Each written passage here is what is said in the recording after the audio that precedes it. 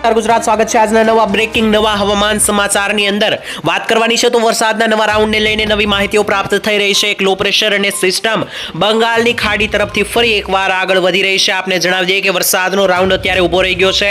ખાસ મિત્રો ચોમાસાનો બ્રેક અત્યારે જોવા મળ્યો છે ગુજરાતમાં, ત્યારે બંગાળની ખાડી તરફથી લગાતાર 2 થી 3 નવી સિસ્ટમો ફરી એકવાર બની છે, જેને કારણે ગુજરાતમાં વરસાદની એક નવી આગાહી આજે બહાર પડી છે। તો મિત્રો નવી આગાહી શું છે અને નવા વરસાદના રાઉન્ડને લઈને શું સાચી સચોટ માહિતી છે તે મિત્રો આ ચેનલના માધ્યમથી અને ખાસ આ વિડીયોના માધ્યમથી તમને અત્યારે મળવાની છે। તો વિડીયોને અંત સુધી નિહાળજો, જેથી કરીને મિત્રો વરસાદના નવા રાઉન્ડને લગતી દરેક માહિતી જે છે તે મિત્રો પળે પળની આપને મળી જાય।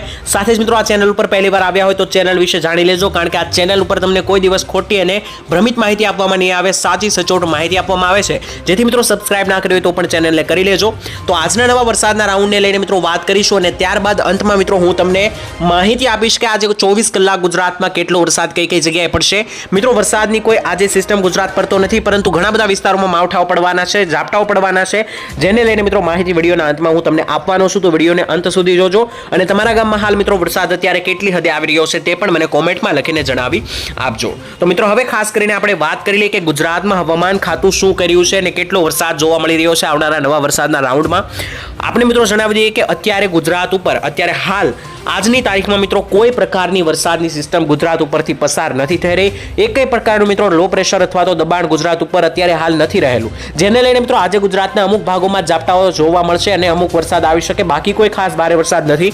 પરંતુ આજે નહીં તો આવતીકાલે કેટલો વરસાદ અને નવો રાઉન્ડ ક્યારે આવશે તે જાણી લઈએ। તો મિત્રો નવા વરસાદના રાઉન્ડને લઈને હવામાન નિષ્ણાતો શું કહી રહ્યા છે તે પણ આપણે જાણી લેવાનું છે। ખાસ કરીને મિત્રો અંબાલાલ પટેલે અગાઉ પણ આગાહી કરી છે કે 10 તારીખ આસપાસ એક નવો વરસાદનો રાઉન્ડ જોવા મળશે।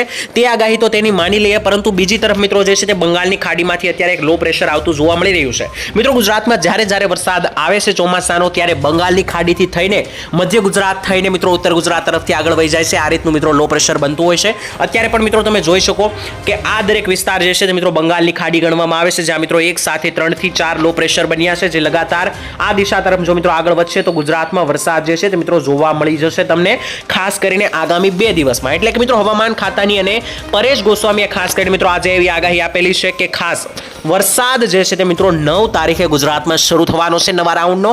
9 થી લઈને મિત્રો આ રાઉન્ડ મિત્રો ખૂબ જ નાનો રહેવાનો છે।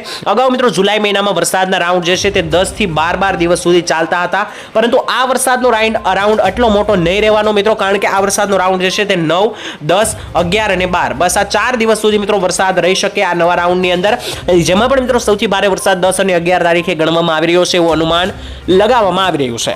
હવે મિત્રો આપણે એ પણ જણાવીએ કે આ 4 દિવસ વરસાદનો રાઉન્ડ છે તો કઈ રીતનો આવશે, તો મિત્રો ખાસ કયા વિસ્તારોમાં કેટલું નુકસાન થવાનું છે, કયા વિસ્તારમાં કેટલો વરસાદ આવવાનો છે તે પણ હવે જાણી લઈએ। રાઉન્ડ વિશે મિત્રો તમે જાણી લીધું કે 9 થી લઈને 12 તારીખનો વરસાદનો રાઉન્ડ રહેવાનો છે અને કઈ રીતના આવી રહ્યો છે તે પણ મેં તમને જણાવી દીધું કે બંગાળની ખાડીમાંથી લો પ્રેશર બન્યું છે, દર વખતે મિત્રો બને છે તે જ પ્રમાણે બન્યું છે અને જે વરસાદ લઈને આવવાનું છે।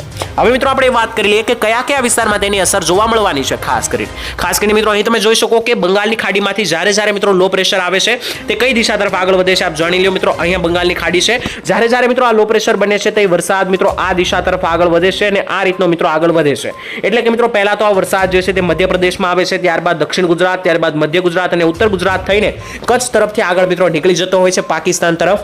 આ રીતે પણ મિત્રો આ વખતે પણ મિત્રો નવા વરસાદના રાઉન્ડને લઈને તેવું જ અનુમાન છે। ખાસ 9 થી 12 તારીખ જે વરસાદનો નવો રાઉન્ડ આવશે તેમાં મિત્રો દક્ષિણ ગુજરાતમાં મધ્યમ પ્રકારના વરસાદની આગાહી છે। મિત્રો જુલાઈ મહિનામાં જે રીતનો દક્ષિણ ગુજરાતમાં વરસાદ પડ્યો, ખાસ સુરત અને વડોદરામાં 15 ઇંચ, તેવો મિત્રો વરસાદ આ રાઉન્ડમાં જોવા નથી મળવાનો, પરંતુ એક મધ્યમ પ્રકારનો વરસાદ જેને મિત્રો તમે કહી શકો કે 3 થી 5 ઇંચ જેવો તેવો મિત્રો ખાસ તમને જોવા મળવાનો છે નવા રાઉન્ડની અંદર। જેમાં મિત્રો જિલ્લાઓ વિશે વાત કરીએ તો ખાસ નવસારી જિલ્લો, વલસાડ, સાપુતારા, ડાંગ, ત્યાંથી ઉપર જઈએ તો બારડોલી, વ્યારા, સુરતના વિસ્તારો, ભરૂચ અને છેક મિત્રો ઉપર વાત કરીએ તો ઉમરપાડા, ડેડિયાપાડા, જંબુસર, વડોદરા, ભરૂચ અને અંકલેશ્વર, આ દરેક દક્ષિણ ગુજરાતના વિસ્તારોની અંદર આટલો વરસાદ જે છે મિત્રો ખાસ કરીને મધ્યમ પ્રકારનો તમને જોવા મળવાનો છે નવા રાઉન્ડમાં।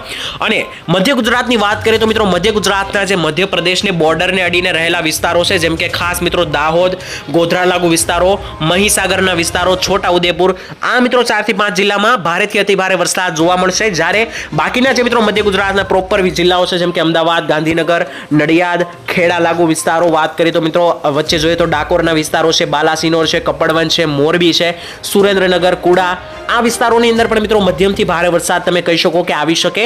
બાકી મિત્રો જે મધ્યપ્રદેશને અડીને રહેલા છે, જેમ કે દાહોદ, અરવલ્લીના વિસ્તારો, છોટાઉદેપુર, ગોધરા, આ વિસ્તારોમાં ભારે વરસાદ રહેશે. જ્યારે મધ્ય ગુજરાતના અન્ય જિલ્લાઓ છે, જેમ કે અમદાવાદ, કપડવંજ, બાલાસિનોર, ખેડા, આમાં મિત્રો થોડો હળવો એટલે કે મધ્યમ પ્રકારનો વરસાદ દક્ષિણ ગુજરાતની જેમ જોવા મળવાનો છે નવા રાઉન્ડની અંદર, તેવું મિત્રો અત્યારે હાલ અનુમાન છે.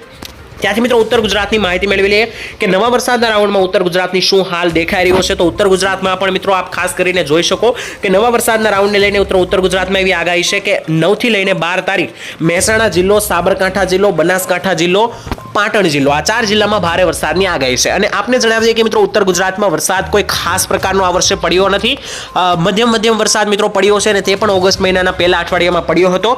જુલાઈ મહિનામાં તો મિત્રો ખાસ કરીને ઉત્તર ગુજરાતના લોકોને વરસાદની તંગી હતી અને આ રાઉન્ડમાં મિત્રો બની શકે કે તંગી પૂરી થઈ જાય અને ઉત્તર ગુજરાતમાં વરસાદ સારો પડવાનો છે આ રાઉન્ડની અંદર.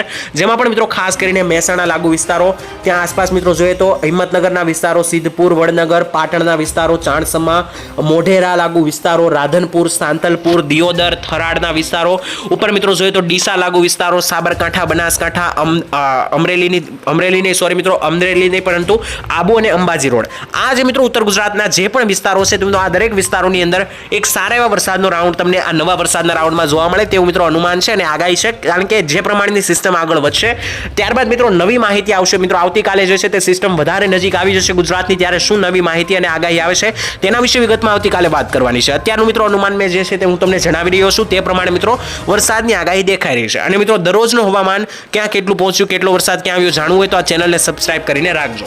સૌરાષ્ટ્ર અને કચ્છ વિશે શું માહિતી છે મિત્રો નવા રાઉન્ડમાં તેની માહિતી મેળવી લઈએ. તો સૌરાષ્ટ્રમાં મિત્રો અગાઉ પણ જણાવ્યું હતું કે પહેલો રાઉન્ડ જે આવ્યો હતો ઓગસ્ટ મહિનાનો 1 થી લઈને 6 ઓગસ્ટ, તેમાં કોઈ ભારે વરસાદ સૌરાષ્ટ્રમાં આગાહી નહોતી. તેવી જ રીતના મિત્રો આ વખતે પણ સૌરાષ્ટ્રમાં કોઈ ખાસ પ્રકારની ભારે આગાહી વરસાદની રહેશે નહીં આ નવા રાઉન્ડની અંદર.